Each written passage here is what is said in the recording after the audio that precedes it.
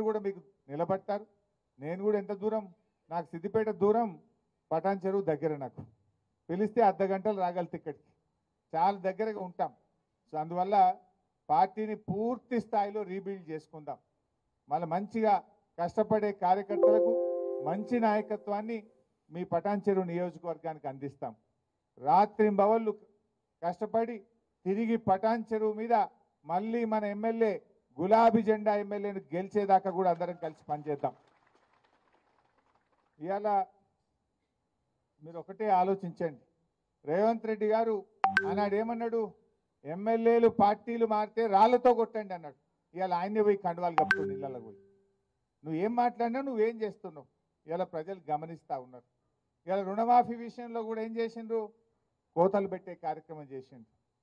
నిన్న జీవోలనేమో ration card ఆధారంగానే రుణమాఫీ చేస్తాము అని జీవోలో ఇచ్చింది. అంటే రేషన్ కార్డు ఆధారంగా కుటుంబాన్ని గుర్తిస్తాం, కుటుంబానికి ఒక రుణమాఫీ చేస్తాము అని చెప్పి జీవోలో ఇచ్చింది. ప్రజల్లో వ్యతిరేకత వస్తే మాటల్లో ఏం చెప్తున్నారు? లేదు లేదు రేషన్ కార్డు అవసరం లేదు, పాస్బుక్ ఆధారంగా చూస్తామని మాటలు చెప్తున్నారు. మాటలు నడవయి కదా, నీ జీవో మార్చు. ఇలా బ్యాంక్ అధికారులు కానీ వ్యవసాయ శాఖ అధికారులు జీవోను ఫాలో అవుతారు తప్ప నీ నోటి మాటలు ఫాలో గారు. జీవోలనేమో రేషన్ కార్డు ఆధారంగా అన్నావు, నోటి మాటలేమో లేలే పాస్బుక్ ఆధారంగా అంటున్నావు. ఇప్పుడు అప్పిచ్చేటప్పుడు నీ రేషన్ కార్డు ఉందా లేదా అని అడగలే, పాస్బుక్ ఉందా లేదా అని చూసి అప్పిచ్చిండ్రు. ఆ పాస్బుక్ ఆధారంగా రుణమాఫీ జరగాలి. నీ జీవోలో ఉన్నటువంటి జీవోను మార్చండి. జీవోను మార్చి రేషన్ కార్డుతో కుటుంబంతో సంబంధం లేదు, పాస్బుక్ ఆధారంగా రుణమాఫీ చేస్తామని మీ నోటి మాటగా చెప్పిన మాటలు మార్చిన కొత్త జీవోలో వచ్చినప్పుడే మీరు నిజంగా రైతులకు మేలు చేసినట్టు, నిజంగా మీరు చెప్పిన మాటలు నిజమైనట్టు. మాటల్లో తీరుగున్నాయి, జీవోలు ఇంకో తీరుగా ఉన్నాయి. పిఎం కిసాన్ నిబంధనలు అమలు చేస్తాను. ఎందుకు పిఎం కిసాన్ నిబంధనలు? నిజంగా ప్రతి రైతుకు, ప్రతి పేద రైతుకు నువ్వు సాయం చేసేది ఉంటే పిఎం కిసాన్ నిబంధనలు ఎందుకు? గతంలో కేసీఆర్ గారు రుణమాఫీ చేసినప్పుడు పిఎం కిసాన్ నిబంధనలు పెట్టలే, రేషన్ కార్డు నిబంధనలు పెట్టలే. ఈ అప్పుడు లేని నిబంధనలు ఇప్పుడు ఎందుకు? అంటే నువ్వు మాటలు ఎక్కువ చెప్పినావు, ఇవాళ కోతలు పెట్టే కార్యక్రమం చేస్తున్నావు. ఇవాళ రైతులకు మోసం చేస్తూ ఉన్నారు. ఆ రోజు ఏం చెప్పిండ్రు? వడ్లకు బోనస్ అన్నాడు. కాగితం జీవో వచ్చే వరకు సన్నాలకే బోనస్ అంటుండ్రు. అంటే రూపాయిలో 10 పైసలే సన్నాలు ఉంటాయి, 90 పైసలు దొడ్డు రకం వడ్లే ఉంటాయి. అంటే 90% రైతులకు నువ్వు బోనస్ ఎగ్గొట్టినావు.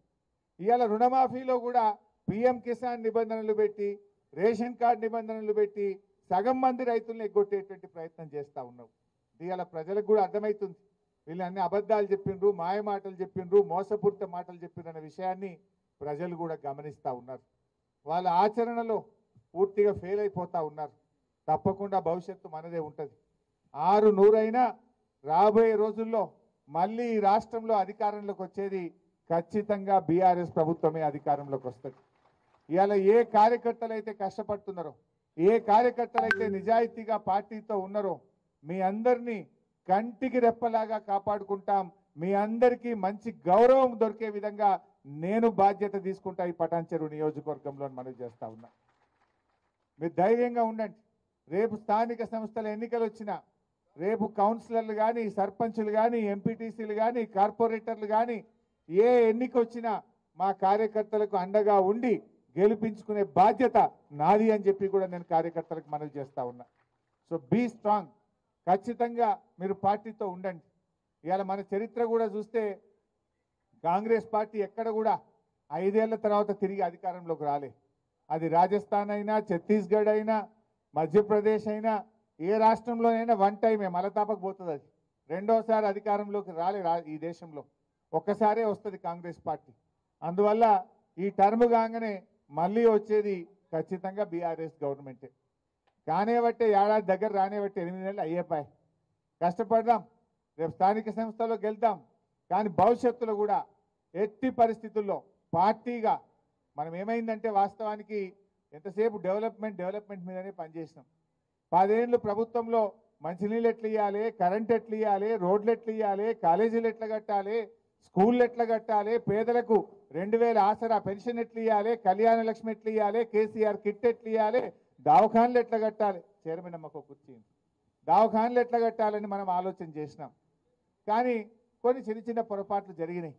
ఇంకా కొద్దిగా కార్యకర్తల గురించి ఆలోచించేది ఉండే, కార్యకర్తల సంక్షేమం గురించి పార్టీ దృష్టి పెట్టేది ఉండే. తప్పకుండా రాబోయే రోజుల్లో కార్యకర్తల సంక్షేమం మీద, నాయకత్వం మీద ప్రత్యేకమైన దృష్టి పెడతాం. ఈ కష్టమైన క్లిష్టమైన సమయంలో పార్టీకి అండగా నిలబడ్డ కార్యకర్తల్ని తప్పకుండా మిమ్మల్ని పువ్వుల్లో పెట్టి కాపాడుకుంటాం. రేపు ఏ అవకాశాలు వచ్చినా మీకే అందిస్తాం. మీ ద్వారానే రేపు పార్టీ ప్రభుత్వం కూడా రాబోయే రోజుల్లో నడుస్తుంది. ఇవాళ ఇది కొద్ది సమయం మాత్రమే. మనము కొద్ది రోజులైతే కాంగ్రెస్ వాళ్ళు ఊర్లలో తిరిగిన పరిస్థితి వస్తుంది. తులం బంగారం ఇవ్వకపోతే అక్కజెల్లలు ఇడిచిపెట్టారా? మహిళలకు 2500 ఇవ్వకపోతే అక్కజెల్లలు ఇడిచిపెట్టారా? ఎన్ని చెప్పారు మీరు? ఏడైనాయి? ఇలా 6 గ్యారంటీల్లో ఒక్కటన్నా అయిందా? 6 గ్యారంటీల్లో ఎన్ని చెప్పిండ్రు? 4000 పింఛన్ అవ్వాతాతలకు ఇస్తామన్నారు, వచ్చిందా? రాలే. 2500 మహిళలకు వచ్చిందా? రాలే. అదేవిధంగా రైతు భరోసా 7500 ఇస్తామన్నారు, వచ్చిందా?